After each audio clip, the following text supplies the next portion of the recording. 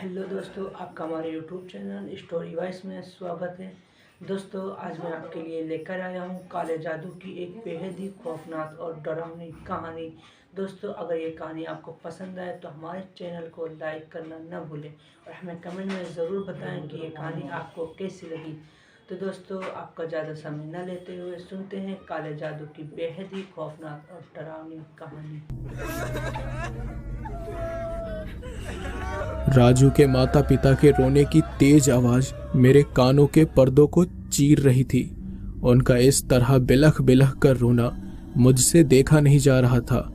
मेरी तरह वहां मौजूद हर एक इंसान के चेहरे पर उनके लिए दया का भाव नजर आ रहा था। मैं और मेरे दोस्त सर झुकाकर खड़े थे और हर पल अपने आप को कोस रहे थे कि आखिर क्यों हमने 10 साल के मासूम से बच्चे को इस खतरे में डाला। मेरे सामने राजू की लाश पड़ी थी। हमारी वजह से उस मासूम बच्चे की जान चली गई और हम कुछ नहीं कर पाए। राजू के माता पिता रो रो कर हमें बद्दुआ दे रहे थे। राजू की मां ने चीख कर कहा, क्यों किया तुम लोगों ने ऐसा? मेरे बच्चे को क्यों खतरे में डाला? देखो देखो क्या हो गया है इसे।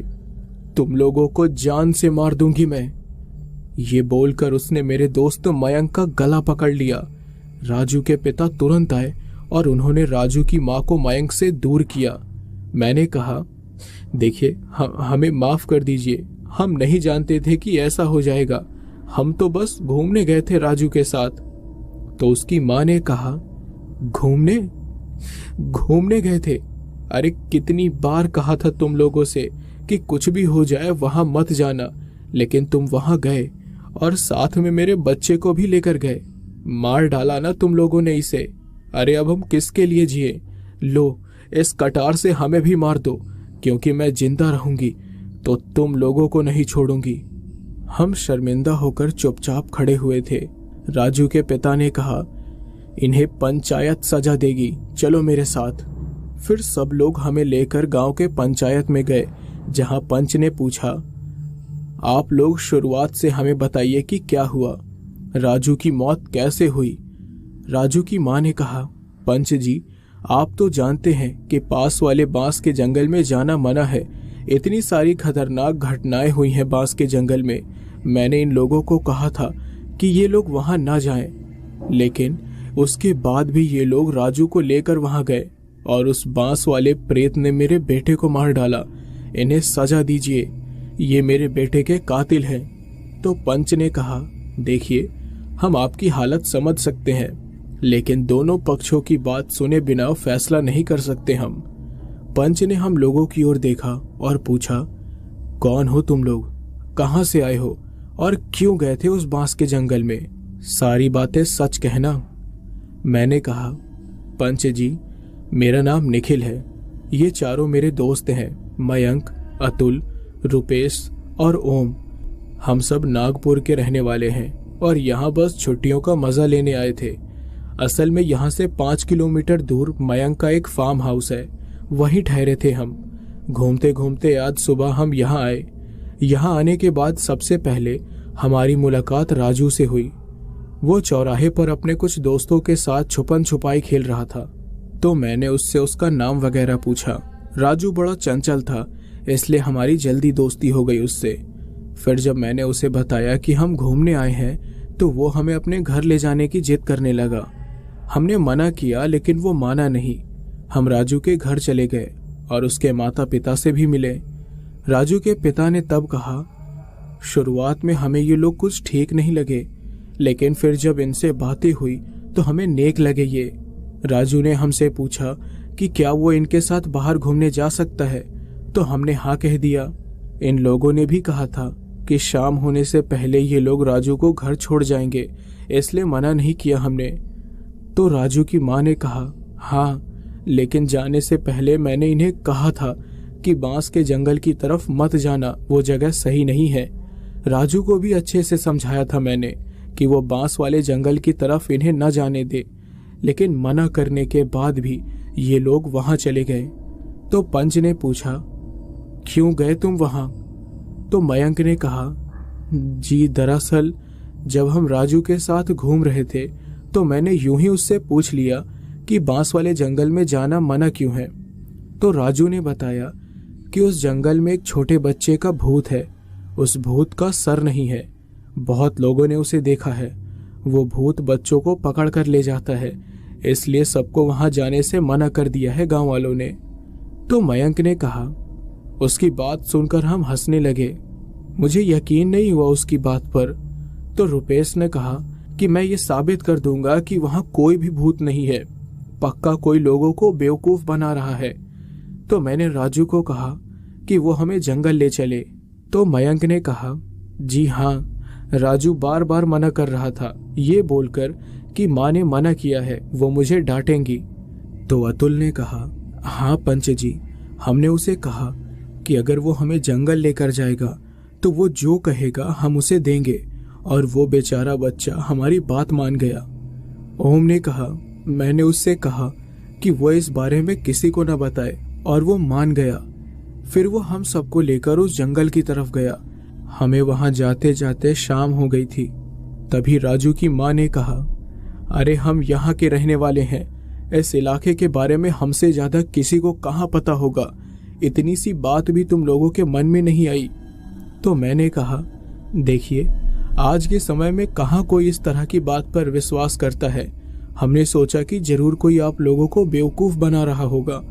हम तो बस सच सामने लाकर आप लोगों की मदद करना चाहते थे, हमारा कोई गलत इरादा नहीं था। तो पंच ने कहा, तुम ये बताओ कि जंगल में हुआ क्या। फिर मैंने उन्हें वो बातें बताई जो जंगल में हुई। मैंने बताया, जब हमने बांस के जंगल को देखा तो हमें अंदर जाने में थोड़ा डर लगा। शाम भी हो गई थी, तो बांस के लंबे लंबे बड़े बड़े पेड़ बड़े डरावने लग रहे थे। मयंक ने कहा कि हमें अंदर जाने की इच्छा छोड़ देनी चाहिए, पर मैं बहुत ज्यादा एक्साइटेड था जंगल को देखने के लिए, इसलिए राजू का हाथ पकड़कर मैं अंदर चला गया। और उस समय राजू ने कहा, निखिल भैया, मुझे बहुत डर लग रहा है, मेरा हाथ मत छोड़ना। तो मैंने कहा, हाँ हाँ, तू चिंता मत कर, हम सब है यहाँ, तू अकेला नहीं है, कुछ नहीं है यहाँ पर। मैंने पेड़ों को देखना शुरू कर दिया। लंबे लंबे बांस के पेड़ ऐसे नजर आ रहे थे जैसे हमारे सर के ऊपर खड़ा होकर कोई हमें घूर घूर कर देख रहा हो। हम सब धीरे धीरे अंदर चले गए। तो मैंने कहा, अरे यार, कुछ भी तो नहीं हो रहा यहाँ, ना कोई भूत दिख रहा है और ना ही कोई अजीब चीज हो रही है। तो राजू ने कहा, लेकिन भूत वाली बात सच है भैया, मेरे दोस्त ने भी एक बार उसे देखा था और वो इतना डर गया कि 2 दिन तक बुखार में तड़प रहा था। तो मैंने कहा, अरे कोई गलत फहमी भी हो सकती है राजू, या फिर कोई तुम्हें डराना चाहता होगा, भूत जैसी कोई चीज नहीं होती है। तो राजू ने कहा, होती है भैया, मैं जानता हूँ, उसने मेरे कितने सारे दोस्तों को मार दिया। मैंने कहा, अच्छा, क्या हुआ था तुम्हारे दोस्तों के साथ? राजू ने मुझे नीचे झुकने का इशारा किया। मैं उसकी ओर झुका और अपने कान आगे कर दिए। उसने धीरे से कान में कहा, वो गोपी का भूत है। तो मैंने धीरे से उससे पूछा, कौन गोपी? तो राजू ने कहा, मेरा दोस्त, जो पिछले साल वो अचानक गायब हो गया और किसी को पता ही नहीं चला कि वो कहाँ गया। लेकिन वो बात मुझे बड़ी अजीब लगी। मैंने पूछा, तो फिर तुम्हें कैसे पता कि ये गोपी का भूत है? तो उसने कहा, भैया, मेरे जिस दोस्त ने उसे देखा था, मैंने उससे पूछा कि वो भूत कैसे दिखता है। तो उसने कहा कि उस भूत का सर गायब था। उसने नीले और काले रंग की पैंट और हरे रंग की शर्ट पहनी थी। जिस दिन गोपी गायब हुआ था ना, उस दिन मैं उसके साथ यहीं खेलने आया था और उस दिन गोपी ने वैसे ही कपड़े पहने थे। हम यहाँ लुका छुपी खेल रहे थे, लेकिन बहुत टाइम तक मैं उसे ढूंढ नहीं पाया, तो मैं उसे यहीं छोड़कर भाग गया। मैं उसकी बात सुनकर बड़ा हैरान था। मुझे समझ नहीं आया कि मैं उससे क्या कहूँ। मेरे साथ साथ बाकी गांव वाले भी हैरान नजर आ रहे थे। तो पंच ने पूछा, मतलब राजू जानता था कि वो गोपी है, लेकिन उसने ये बात किसी को क्यों नहीं बताई? पंच ने राजू के माता पिता की ओर देखा। वो डरे हुए नजर आ रहे थे। राजू की माँ ने कहा, पंच जी, उसने हमें बताया था, लेकिन हमें लगा कि कहीं गोपी के गायब होने के पीछे का कारण राजू को समझा जाएगा। हम डर गए थे, इसलिए ये बात किसी को नहीं कही। ये सुनकर सब चौंक गए थे। गांव में एक पंडित रहा करते थे, वो वहीं पर खड़ा था। उसने कहा, ये गलत किया तुम लोगों ने। अगर मुझे पता होता कि वो गोपी की रूह है तो उसकी आत्मा की शांति के लिए कर्मकांड किया जा सकता था। इतने बच्चों की जान नहीं जाती फिर। राजू के माता पिता ने सर झुका लिया। पंच ने कहा, अब बताओ कि आगे राजू के साथ हुआ क्या। इसके बाद मैंने उन्हें आगे की बात बतानी शुरू की। मैंने राजू से कहा, राजू, तुम्हें अपने दोस्त को ऐसे जंगल में अकेले छोड़ के नहीं जाना चाहिए था। पता नहीं उसके साथ क्या हुआ होगा। तो मयंक ने कहा, तू इसकी बात पर विश्वास कर रहा है? तुझे लगता है यहाँ सच में गोपी नाम का भूत है? तो मैंने कहा, अरे भाई, भूत नहीं होगा, लेकिन उसके गायब होने वाली बात तो सच है ना, ये झूठ क्यों बोलेगा? तो राजू ने कहा, भैया, वो मेरे सारे दोस्तों को ले जाता है, चलो यहाँ से, वो मुझे भी ले जाएगा। तो मैंने कहा, अच्छा ठीक है, चलो। ओम ने कहा, लेकिन भाई, तू तो कह रहा था कि हम यहाँ भूत का पता लगाएंगे। तो मैंने कहा, अरे ये अभी डर रहा है, इसे घर छोड़कर कल फिर आ जाएंगे। फिर हमने वैसा ही किया। मैंने राजू का हाथ पकड़ा और हम जंगल से वापस आने लगे। लेकिन तभी हमें ऐसा लगा जैसे कोई हमारे पीछे से भाग कर गया हो। मैं पीछे पलटा तो मुझे कोई दिखाई नहीं दिया। तो राजू ने कहा, मुझे घर जाना है, मुझे डर लग रहा है भैया। मैंने उसका हाथ जोर से पकड़ रखा था। मैंने कहा, डरो मत, कुछ नहीं है, चलो चलते हैं। हम सब फिर से आगे चलने लगे। फिर अचानक से काउंटिंग की आवाज आने लगी। 1 2 3 4 5। वो आवाज वहां गूंज रही थी। राजू गोपी का नाम लेकर रोने लगा। उसने कहा, गोपी भैया, ये गोपी की आवाज है। ये सुनकर हम सब बिल्कुल शॉक्ड थे। मैं सच बता रहा हूँ, बहुत डर गया था मैं। इतना डर मुझे जिंदगी में कभी नहीं लगा। मैंने राजू को गोद में उठाया और हम सब वहां से भागने लगे। लेकिन भागते भागते मेरा पैर पत्थर से टकरा गया और राजू के साथ मैं नीचे गिर गया। राजू का सिर एक पत्थर पर पड़ गया और खून निकलने लगा। इस वजह से वो बहुत रोने लगा। लेकिन काउंटिंग की आवाज तेज होती जा रही थी और डर के मारे हमारी हालत खराब हो रही थी। फिर अचानक से पता नहीं कैसे एक बांस का मोटा पेड़ राजू के ऊपर गिर गया। मैंने और मेरे दोस्तों ने उस पेड़ को हटाया। राजू की बहुत बुरी हालत हो गई थी हमारे ही आंखों के सामने, और हम देखते रह गए। राजू रोए जा रहा था और हम उसे चुप कराने की कोशिश कर रहे थे। फिर काउंटिंग की आवाज आनी बंद हो गई और जंगल में पूरा सन्नाटा छा गया। मैंने इधर उधर देखा तो कुछ नहीं था वहां। राजू को जैसे तैसे शांत कराने के बाद जब हम वहां से निकल रहे थे, लेकिन सिर्फ एक पल के लिए मैंने राजू का हाथ छोड़ दिया और फिर जब देखा तो राजू वहां था ही नहीं। पंच ने कहा कि क्या बकवास है ये, एक 10 साल का डरा हुआ बच्चा तुम लोगों के आंखों के सामने से गायब हो गया। तो मैंने कहा, मैं सच कह रहा हूं, बस एक पल के लिए उसका हाथ छोड़ा था मैंने, वो कहाँ गया पता ही नहीं चला। फिर हम सब उसे ढूंढने लगे, जंगल का कोना कोना देखा, लेकिन वो कहीं नहीं मिला। थक हार कर मैं बांस के एक पेड़ को पकड़कर खड़ा ही था कि अचानक से ऊपर से राजू नीचे गिर पड़ा। मैं उसे देखकर बिल्कुल हैरान था। मैंने उसकी नब्ज देखी, लेकिन वो तब तक मर चुका था। पंचायत में ये सुनकर सन्नाटा छा गया। मैंने कहा, लेकिन राजू के शरीर पर कोई निशान नहीं थे, पता नहीं कैसे मर गया वो। पंच ने दोनों पक्षों की बात ध्यान से सुनी और फिर अपने साथियों के बीच थोड़ा विचार विमर्श किया और फिर फैसला किया। राजू की मौत का अफसोस है हमें, लेकिन ये भी सच है कि इन लोगों ने जानबूझकर राजू के साथ गलत नहीं किया, बल्कि उसे बचाने की कोशिश की। उसकी मौत गोपी के भूत की वजह से हुई है और कानून इन बातों पर यकीन नहीं करता है, इसलिए हम भी इन्हें सजा नहीं दे सकते। तभी राजू की मां ने चिल्लाकर कहा, नहीं, ये लोग उसे जंगल में लेकर गए थे, आप गलत फैसला कर रहे हैं। तो पंच ने कहा, लेकिन ये लोग उस जंगल के बारे में नहीं जानते थे, यहाँ नए हैं ये। राजू की मां ने कहा, गलत फैसला है आपका, इन्हें मौत की सजा मिलनी चाहिए, इन्हें सजा दीजिए पंच जी, मेरा बेटा मर गया है इनकी वजह से। लेकिन हम सब बड़े शर्मिंदा थे। पंच ने अपना फैसला नहीं बदला और इस वजह से राजू के माता पिता बावले से हो गए थे। राजू की मां मेरे पास आई और उसने कहा, पंचायत में तुम लोगों को सजा नहीं मिली, लेकिन तुम लोगों को मैं सजा दूंगी। तुम लोगों को आसानी से छोड़ने वाली नहीं हूं मैं। तुम सब लोग जिंदगी भर तड़पोगे, देखते जाओ तुम। हमें लगा कि वो सदमे में है, इसलिए वो ऐसा कह रही है, लेकिन सोचा नहीं था कि वो सच में ऐसा कुछ कर देगी। हम सब तुरंत उस रात गांव छोड़कर फार्म हाउस आ गए। सारी रात मेरे आंखों के आगे जंगल का दृश्य घूम रहा था।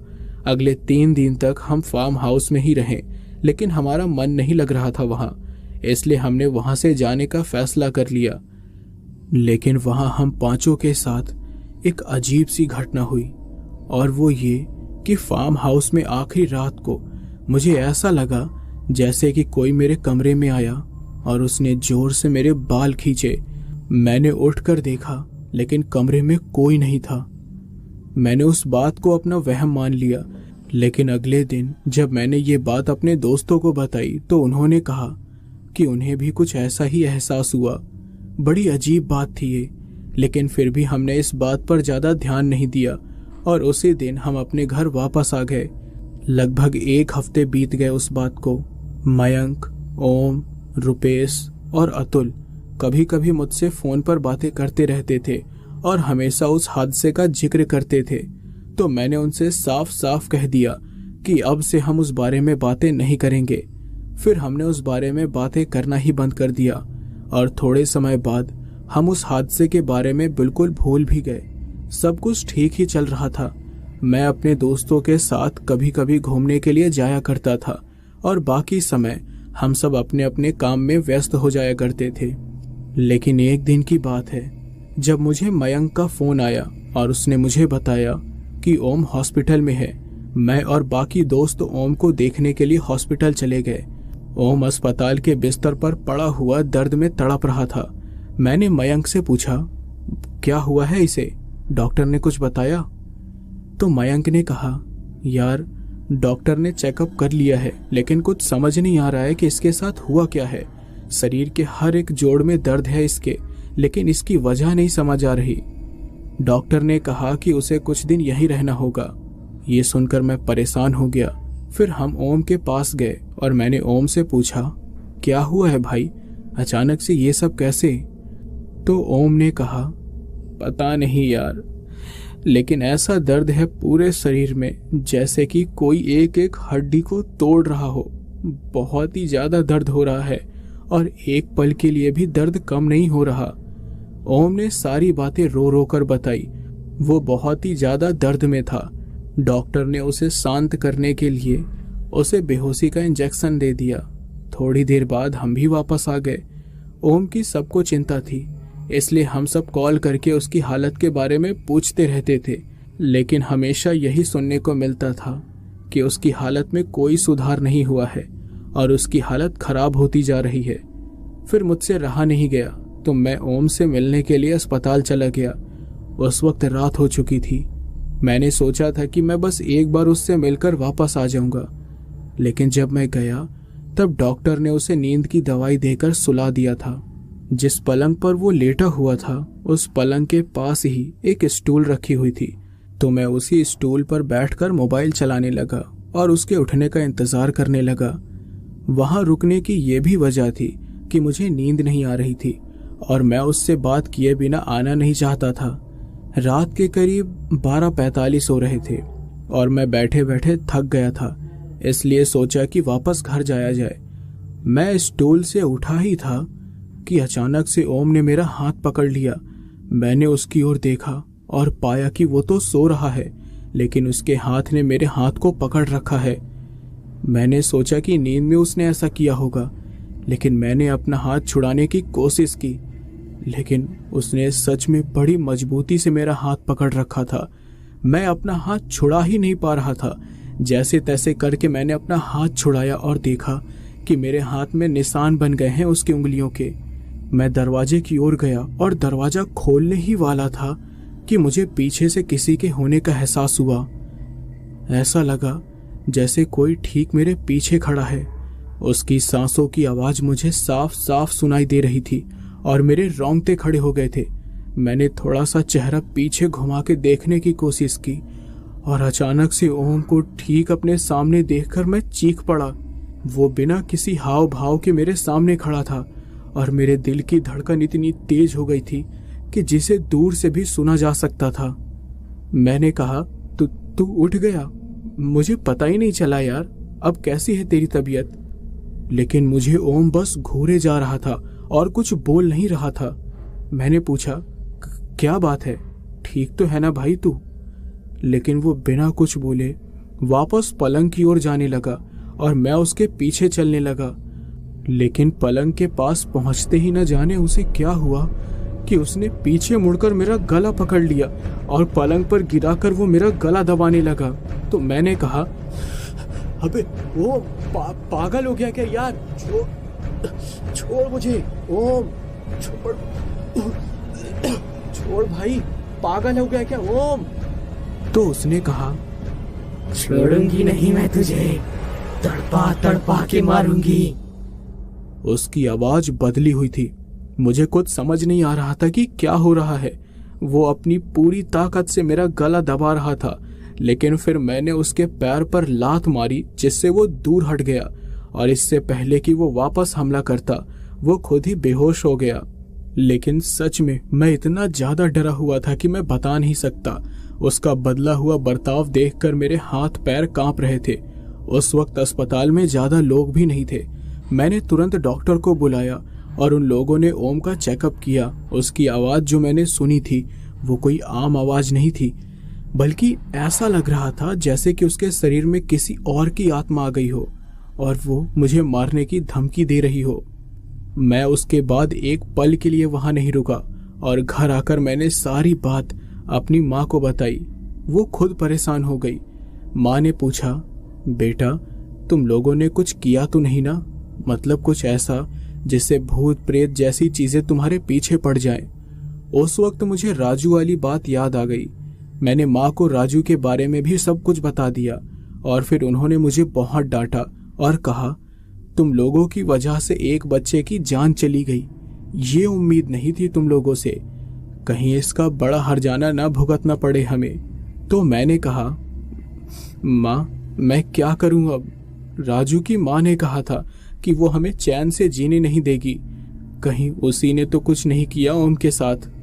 तो उन्होंने कहा, मयंक, अतुल और रुपेश के साथ भी कुछ हुआ है क्या? मैंने कहा, पता नहीं माँ। उन्होंने कहा, उनसे बात करके पूछना, अगर कुछ हुआ होगा तो कुछ करना पड़ेगा हमें। उनकी बात मानकर अगले ही दिन मैंने अतुल से बात की, लेकिन उसने कहा कि उसके साथ कोई सी भी अजीब चीज नहीं हुई है। मयंक और रुपेश का भी यही कहना था। मैंने माँ को ये बात बताई तो उन्होंने कहा, हो सकता है मुझे कुछ वहम हो गया हो या ओम की तबीयत ठीक ना होने की वजह से उसने ऐसा कर दिया हो। मैंने भी यही मान लिया। लेकिन 3 दिन ही हुए थे उस बात को कि अगली खबर ने मेरे पैरों तले जमीन ही खिसका दी। मुझे मयंक ने कॉल करके बताया, भाई ओम अब इस दुनिया में नहीं रहा यार। उस वक्त मेरी हालत क्या हुई वो मैं आपको बता नहीं सकता। मैं तुरंत अस्पताल गया और डॉक्टर से पूछा कि ओम को क्या हुआ। तो डॉक्टर ने बताया, उनकी बीमारी समझ में ही नहीं आई। आप आखिरी बार जब यहाँ उनसे मिलने आए थे उसके बाद वो अजीब सी हरकत कर रहे थे, आवाज बदल बदल के बातें कर रहे थे और हमेशा किसी को मारने की धमकी देते रहते थे। इनकी मौत की वजह इनके दिमाग की नस फटने से हुई है। शायद बहुत ज्यादा चिल्लाने की वजह से ऐसा हुआ। ये सुनकर हम सभी डर गए थे। ओम के मरने के बाद कुछ भी पहले जैसा नहीं रहा। मैं डर डर के जीने लगा था। लेकिन कुछ दिन बाद मयंक मेरे घर आया और वो कुछ परेशान सा नजर आ रहा था। मैंने उससे पूछा, क्या बात है, तू परेशान क्यों नजर आ रहा है? उसने कहा, क्या बताऊं यार, ओम के मरने के बाद मुझे हर रात अजीब से सपने आने लगे हैं। मेरे सपने में मैं हमेशा उस बांस के जंगल में नजर आता हूँ, वो भी अकेला। चारों तरफ बस एक बच्चे के हंसने की आवाज आती रहती है और कोई साया इधर से उधर भागते हुए नजर आता है। समझ नहीं आ रहा है यार कि मैं क्या करूं। तो मैंने कहा, तुझे लगता है कि ये सब वो राजू की माँ कर रही है? मयंक ने कहा कि क्या, उसका सपने से क्या लेना देना है यार?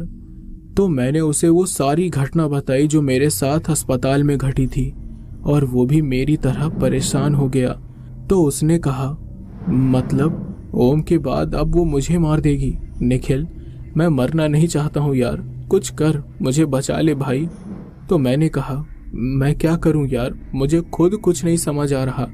अगर वो ऐसा कुछ कर रही है तो एक एक करके हम सबको मारेगी। हम दोनों बात कर ही रहे थे कि मयंक को अतुल का कॉल आया।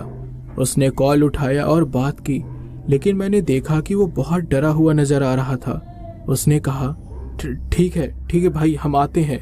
उसने कॉल कट कर दिया और मुझसे कहा, भाई अतुल का एक्सीडेंट हो गया है।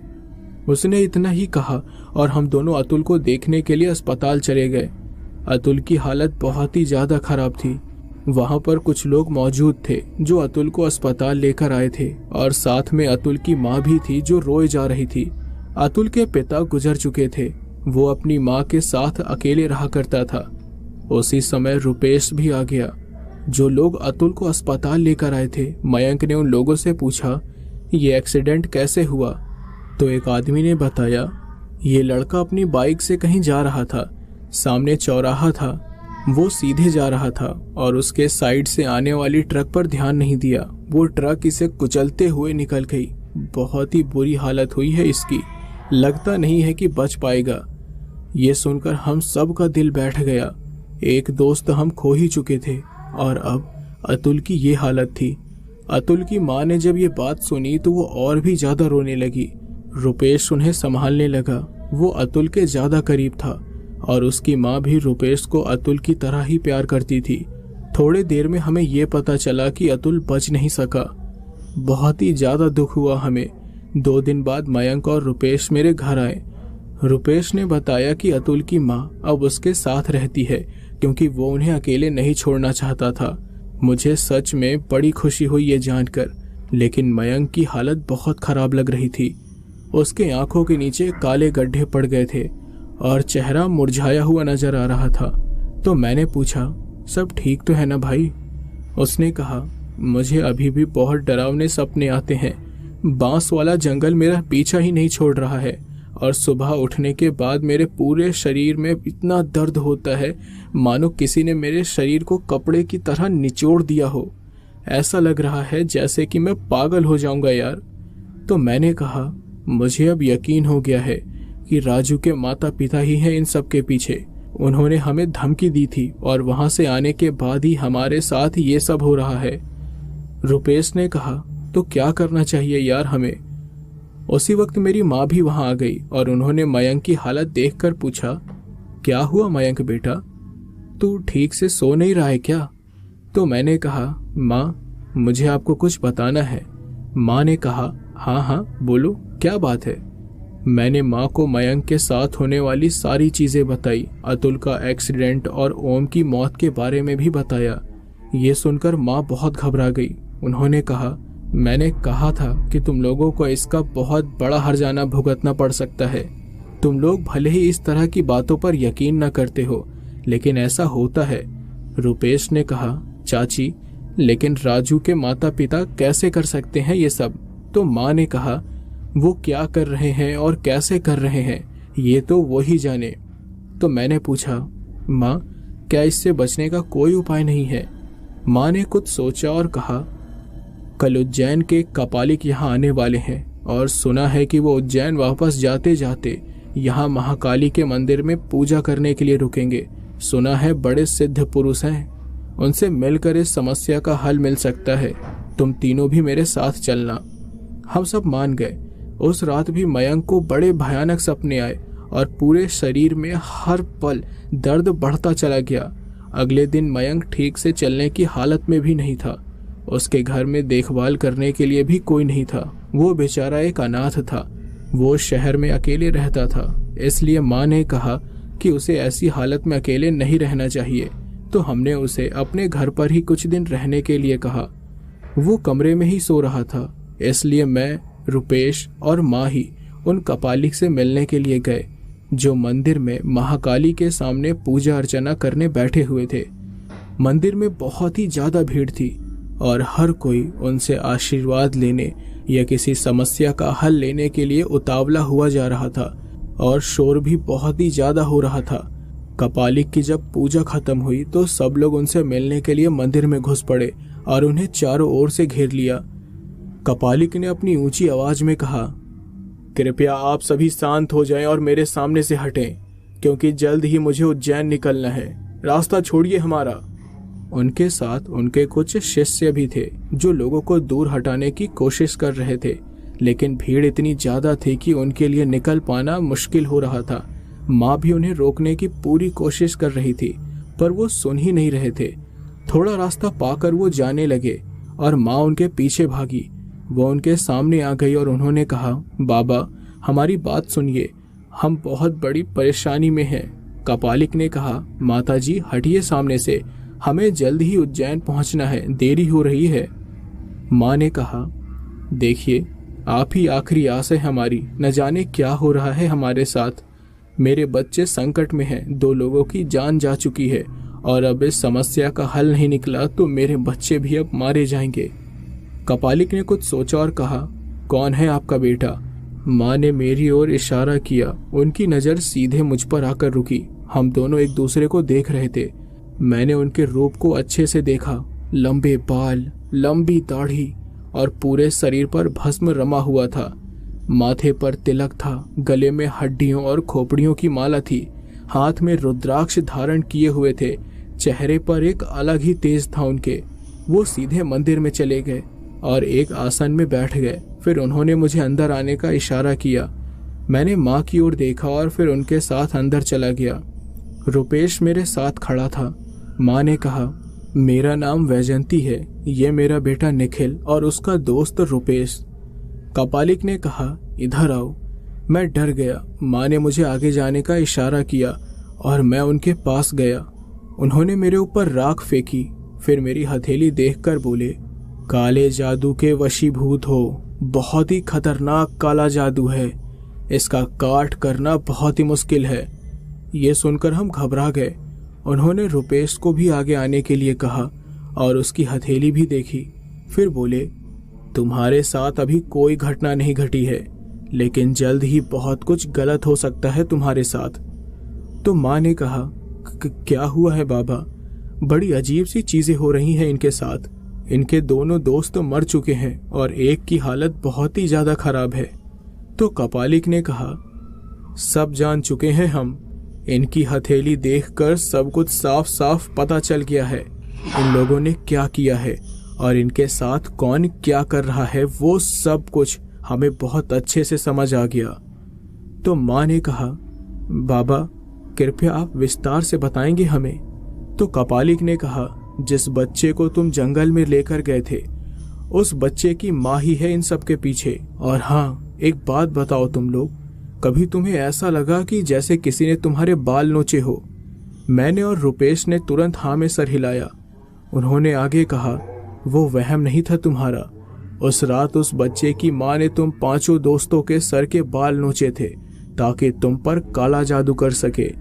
तुम्हारा दोस्त जिसकी जान पहले गई, उस पर काला जादू कर रही थी वो औरत। तुम्हारे दोस्त का पुतला बनाकर उसे कपड़े की तरह निचोड़ देती थी, जिससे तुम्हारे दोस्त को भयानक दर्द होता था, मानो एक एक हड्डी टूट रही हो। और उसी औरत ने उसे अपने वश में किया और तुम पर हमला कराया। उसी ने तुम्हारे दोस्त को अपने वश में करके उसका एक्सीडेंट कराया और अब वही तुम्हारे तीसरे दोस्त को पीड़ा दे रही है। कोई आम जादू नहीं कर रही है, वो बचपन से काला जादू करती आई है वो औरत, और बहुत सी तंत्र विद्या में माहिर है। उसने धमकी दी थी कि वो तुम्हें तड़पा तड़पा कर मारेगी और वो ऐसा ही कर रही है। तो मैंने कहा, बाबा मैं सच कह रहा हूँ, मैं नहीं जानता था कि राजू के साथ ऐसा कुछ हो जाएगा। मैं सचमुच उसे नुकसान नहीं पहुंचाना चाहता था। मैंने माफ़ी भी मांगी उसकी माँ से।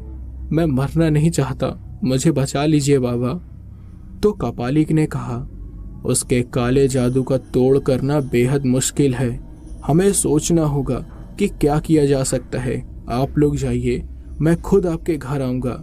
माँ ने उन्हें धन्यवाद किया और हम वहाँ से निकल आए। और उस रात रुपेश मेरे घर पर ही ठहर गया।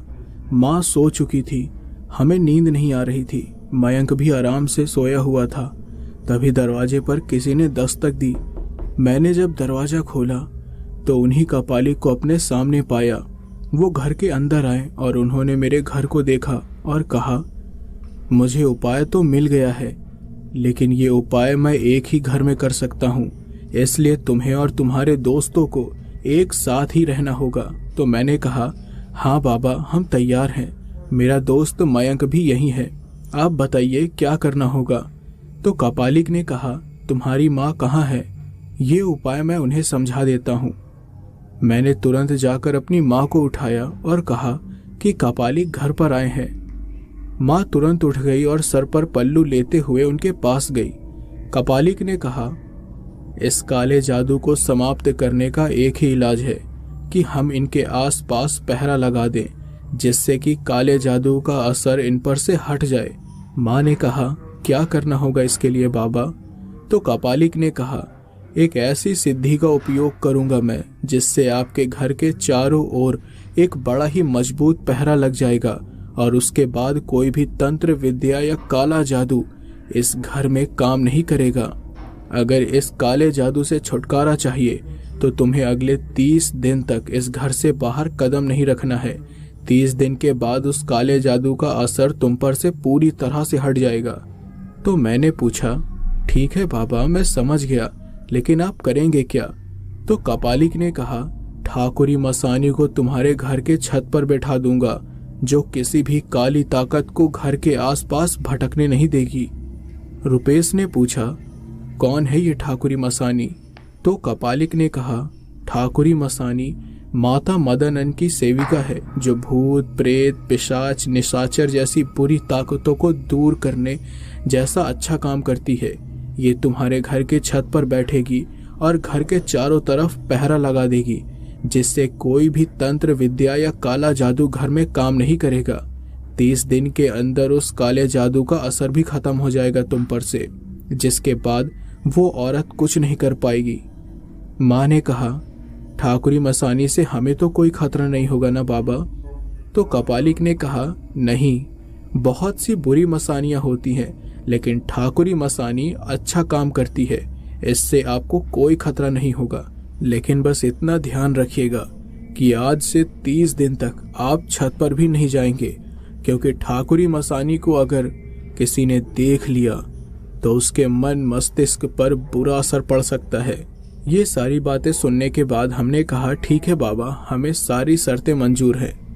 कपालिक ने कहा, इसके लिए मुझे शमशान जाना होगा, जहाँ से मैं ठाकुरी मसानी को यहाँ भेजूंगा। आज से छत पर मत जाना। ये कहकर वो घर से चल दिए और छत पर ना जाने वाली बात मैंने गांठ बांध ली। मुझे डर लग रहा था ये सोचकर कि एक मसानी मेरे घर की छत पर रहेगी, लेकिन जिंदा रहने के लिए ये भी जरूरी था। उस रात मुझे नींद नहीं आई, बस यही सोचता रहा कि ठाकुरी मसानी घर की छत पर आई है या नहीं। अगले 2 दिन तक मैं, रुपेश और मयंक घर पर ही थे। माँ भी घर के बाहर नहीं जा रही थी। मयंक की तबीयत में सुधार होने लगा था। उसे अब डरावने सपने भी नहीं आ रहे थे और तब हमें पता चला कि ठाकुरी मसानी छत पर है और इस वजह से अब अजीब चीजें नहीं हो रही हैं। मेरा बार बार छत पर जाने का मन कर रहा था, ये देखने का कि ठाकुरी मसानी पहरा कैसे लगाती है, लेकिन कपालिक की चेतावनी बार बार दिमाग में घूम रही थी। रात को छत से कुछ अजीब सी आवाज आती थी, जैसे ऊपर कोई घूम रहा हो। उसके कदमों की आवाज दिल की धड़कन को बढ़ा देती थी। कभी कभी ऐसा लगता था जैसे कोई मुझे देख रहा हो और मैं तब चादर ओढ़कर तुरंत सो जाया करता था।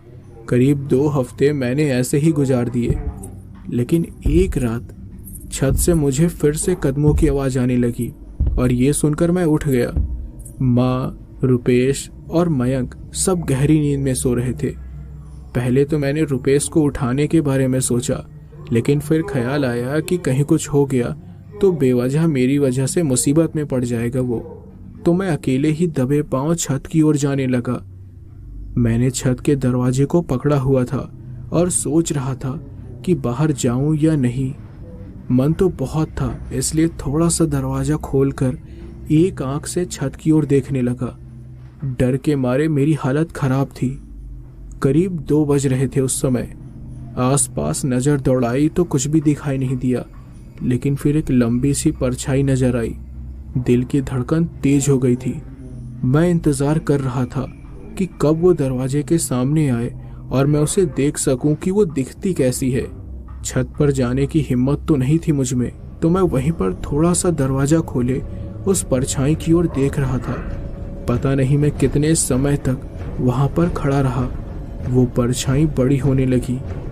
ऐसा लगा वो सच में दरवाजे के सामने आ रही है। चारों तरफ एकदम खौफनाक सन्नाटा था वहां पर। कब क्या हो जाए कुछ कहा नहीं जा सकता था, लेकिन तभी अचानक से उसका आधा चेहरा ठीक मेरे दरवाजे के सामने आ गया।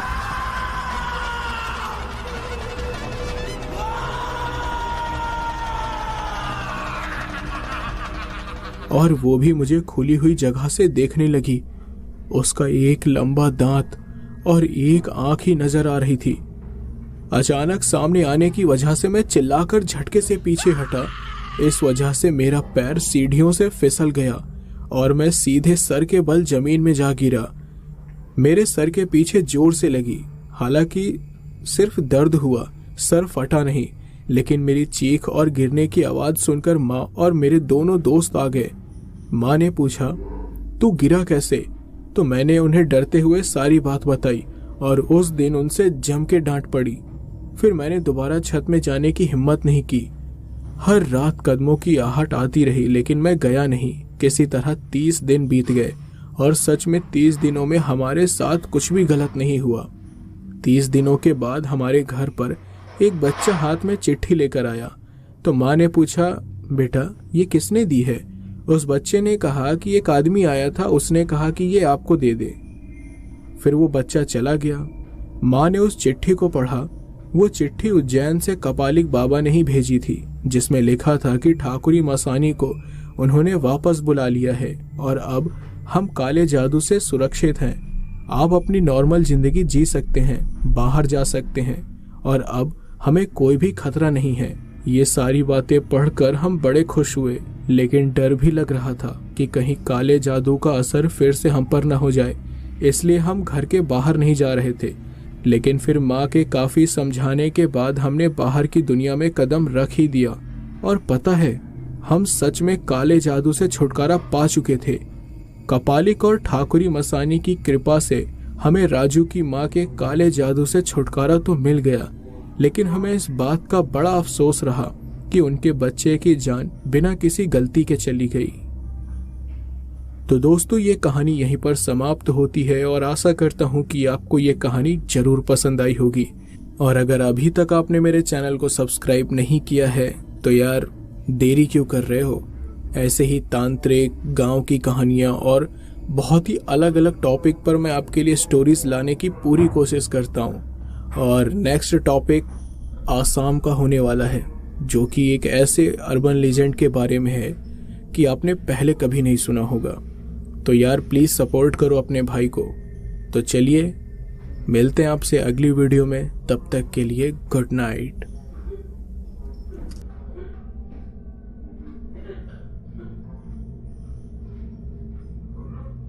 तो दोस्तों, आपको ये काले जादू की डरावनी कहानी कैसी लगी? अगर आपको पसंद आई हो तो हमारे चैनल को सब्सक्राइब करना न भूलें और हमें कमेंट में ज़रूर बताएं।